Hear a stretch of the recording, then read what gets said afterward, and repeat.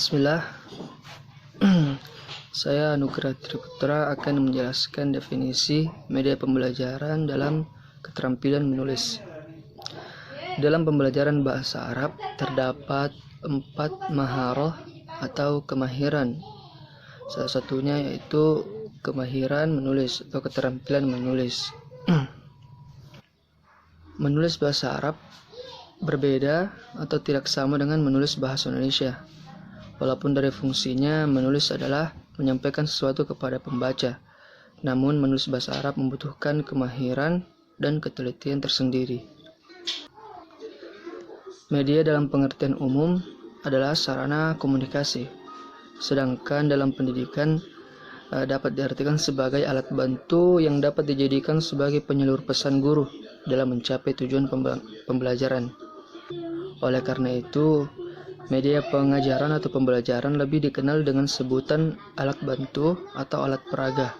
Dalam pembelajaran bahasa dan sastra, khususnya pembelajaran menulis karangan prosa, penggunaan media digunakan disebabkan penjelasan guru tidak cukup dengan metode ceramah atau penugasan saja, melainkan harus dibantu dengan alat berupa media.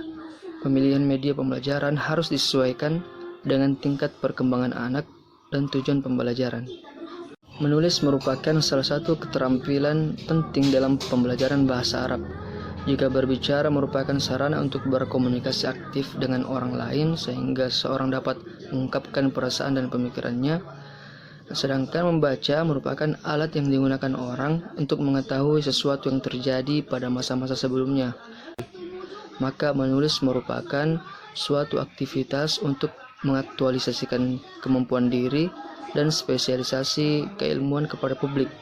Karena dari tulisan, baik berupa buku maupun sekedar naskah opini dan makalah singkat, pembaca dapat mengetahui kualitas keilmuan yang dimiliki dari spesialisasi keilmuan seseorang. Menulis juga merupakan sarana berkomunikasi yang tidak terbatas oleh waktu dan tempat. Jika dalam berbicara, kemungkinan audien tidak akan lebih dari 100 orang. Akan tetapi dengan menulis, audien bisa mencapai jutaan orang. Bismillahirrahmanirrahim. Selanjutnya, tujuan maharah Alkitabah dalam pembelajaran bahasa. Yang pertama, membiasakan peserta didik menulis dengan benar. Yang kedua, peserta didik mampu mendeskripsikan sesuatu yang dilihat dan dialami dengan cermat dan benar. Yang ketiga, peserta didik mampu mendeskripsikan sesuatu dengan cepat. Yang keempat, peserta didik mampu mengekspresikan ide dan pikirannya dengan bebas. Yang kelima, membiasakan peserta didik memilih kosakata dan kalimat yang sesuai dengan konteks kehidupan. Yang keenam, membiasakan peserta didik berpikir dan mengekspresikan apa yang ada di pikirannya dalam bentuk tulisan dengan tepat. Yang ketujuh, melatih peserta didik mengekspresikan ide, pikiran, gagasan, dan perasaannya dalam ungkapan bahasa Arab dengan benar, jelas, imajinatif, dan berkesan. Yang kedelapan, peserta didik mampu menulis teks bahasa Arab dengan cermat dalam keadaan apapun. Yang kesembilan, peserta didik mampu berpikir dengan bebas dan mendalam serta terbiasa berpikir logis dan sistematis. Bismillahirrahmanirrahim. Perkenalkan, nama saya Fadila Azahra, NIM 185-604-106. Nah, di sini saya akan melanjutkan pembahasan yaitu jenis-jenis media pembelajaran marhara kitabah atau keterampilan menulis. Nah, dalam mengajar keterampilan menulis dibutuhkan sebuah media sebagai stimulan untuk berkomunikasi. Nah, media pembelajaran menulis dalam keterampilan menulis tersendiri kami dapat ada 3. Yang pertama, media audio atau audiovisual. Nah, dalam pembelajaran menulis yang dimaksudkan untuk menyediakan bahan yang mengandung pesan dalam bentuk pesan tertulis, suara, dan gambar yang dapat merangsang pikiran, perhatian, dan kemauan siswa. Nah, selanjutnya yang kedua adalah media gambar. Nah, merupakan media visual yang 2 dimensi, jenisnya dapat berupa tunggal, gambar seri, poster, ataupun peta. Nah, yang ketiga adalah media lingkungan, meliputi lingkungan sosial, personal, dan kultural. Nah, prosedur belajar memanfaatkan lingkungan sebagai media dalam pembelajaran menulis, antara lain melalui survei, pariwisata, atau mengundang narasumber.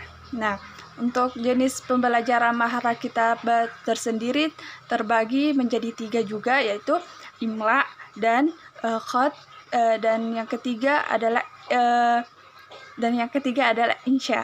Sekian dan terima kasih. Bismillahirrahmanirrahim. Assalamualaikum warahmatullahi wabarakatuh. Baik, saya akan lanjutkan materi dari kelompok 4. Oke, bagian D, kelebihan dan kekurangan dari media gambar. Beberapa kelebihan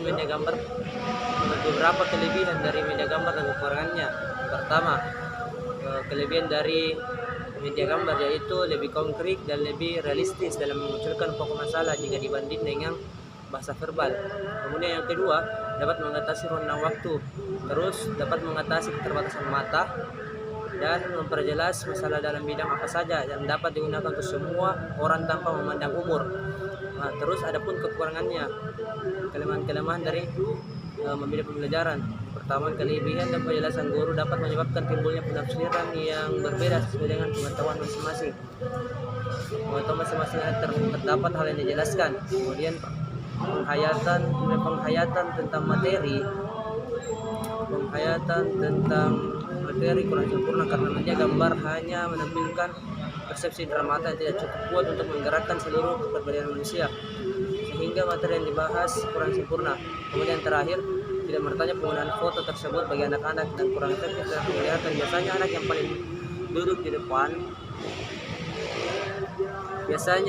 yang paling di depan yang lebih sempurna mengamati gambar yang ditampilkan oleh tenaga pengajar ketimbang anak yang di belakang, karena anak yang di belakang lebih tidak jelas karena jarak dari media yang ditampilkan itu sangat jauh. Terima kasih.